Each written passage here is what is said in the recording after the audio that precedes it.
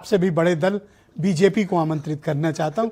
आपका एमएलए होते हुए भी आप देखिए मुख्यमंत्री हैं, और ये बीजेपी का बड़प्पन है कि वो आपको मुख्यमंत्री ही नहीं बनाती, बर्दाश्त भी करती है। बिल्कुल बर्दाश्त करना पड़ेगा। धमका रहे हो? बर्दाश्त करना पड़ेगा। ओके, राहुल ये तो कह रहे हैं हमें बर्दाश्त करना पड़ेगा। इनकी बोली भाषा तो बदल गई। सर शांत हो जाओ, राहुल की बारी है। राहुल ये तो बोली भाषा बदली है, ये तो कह रहे हैं हमें बर्दाश्त करना पड़ेगा। वो चेहरा अभी किसी के पास नहीं है, उस चेहरे की तो खुद। राहुल, मैं शुरू करता हूं। देखिए, हमारे बिहार में या हमारे देश की एक संस्कृति रही है, जब बड़े बुजुर्ग कुछ कहते हैं तो कुछ चीजों को चुपचाप सुनना पड़ता है, मुस्कुरा कर रास्ता बदल के निकल जाना पड़ता है। खैर, उस पर नहीं जाते हैं। क्या आप भी इनको बर्दाश्त कर रहे हो?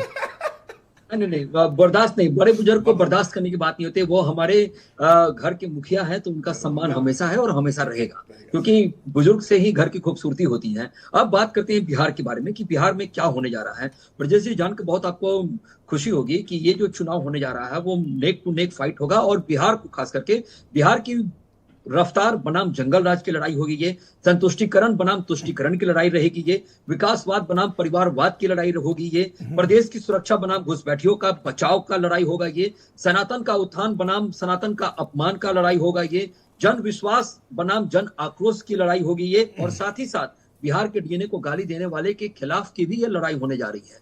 और ये सबसे अच्छी बात यह है कि प्रेस कॉन्फ्रेंस करके जो इलेक्शन कमीशन ने जो बातों को रखा, उससे सभी राजनीतिक दल सहमत हुए। और जो लोग वोट चोर की बातें करते थे, इलेक्शन कमीशन को बीजेपी का एजेंट बनाते थे, आपको हैरानी होगी कि जब होटल ताज में जब उनके समकक्ष गए तो ये सारे उनका चंदन और वंदन कर रहे थे। किसी ने इसका प्रतिकार नहीं किया कि आपने नाम क्यों काटा, आपने एसआईआर क्यों कराया। सब कह रहे थे कि हम सहमत हैं, हम आपके साथ खड़े हैं। और यहाँ पे ब्रजेश जी, एक चीज सबसे बड़ी बात है कि आज जो बिहार को एक सबसे बड़ी सौगात मिल गई है मेट्रो की, जो अब बिहार अब मेट्रो भी चलाएगा। ये एक सबसे अच्छी छवि हमारे देश के अंदर बिहार को लेकर बनने जा रही है, और माननीय नीतीश जी के नेतृत्व में हम अभी भी हैं और आगे भी रहेंगे उनके साथ। और वो हमारे गठबंधन। क्या बिहार की इतनी बड़ी आपकी पार्टी है भारतीय जनता पार्टी, आपके पास एक भी लीडर नहीं है? आपको नीतीश कुमार पर इतनी निर्भरता, एक लीडर नहीं तैयार कर पाए आप? ब्रजेश जी, मैं आपके बात से सहमत नहीं हूं।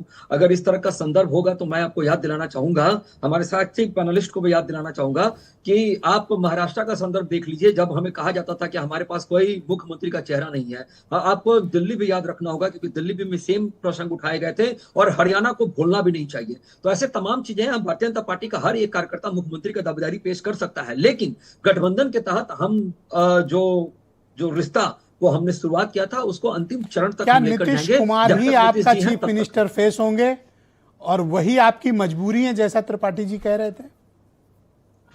देखिए, त्रिपाठी जी की बात को मैं सहमति नहीं प्रदान करता हूं, क्योंकि मैं मानता हूं इस बात को, क्योंकि कभी भी मजबूरी के साथ सरकार नहीं चलती है, मजबूती के साथ सरकार चलती है। और भारतीय जनता पार्टी और खास करके नीतीश जी के नेतृत्व में हम मजबूत स्थिति पर खड़े हैं, और हम आगे भी रहेंगे और फिर से चुनकर आएंगे। आपकी पार्टी के लीडरान पर इतने हमले प्रशांत किशोर ने किए कि आपके धागे खुल गए। आप अपने लीडर्स को अभी तक डिफेंड नहीं कर पा रहे। देखिए, प्रशांत किशोर जी के विषय में अगर एक बात करें तो एक 3 इडियट्स करके मूवी आई थी, उसमें एक गाना था, जाने वो मैं भूल रहा हूँ गाने को, बहती हवा सा था वो करके कुछ ऐसा था, मुझे ध्यान में नहीं है। लेकिन आपको मैं बताऊं इस बात को कि प्रशांत किशोर जी तो खुद 420 के आरोपी है, और उनके इर्द गिर्द जो लोग हैं वो आपको मैं बता दूं, उसमें 2 नाम जो बहुत प्रमुखता के साथ मैं आपको बताने जा रहा हूं। पहला नाम है किशोर कुमार मुन्ना, जो अप्राकृतिक यौन शोषण के आरोपी हैं। दूसरा उसमें रामबली चंद्रवंशी, जो उनके साथ मुख्य धारा में और मजबूती के साथ उनको फंडिंग करने वाले व्यक्ति हैं। तीसरी बात मैं बताता हूं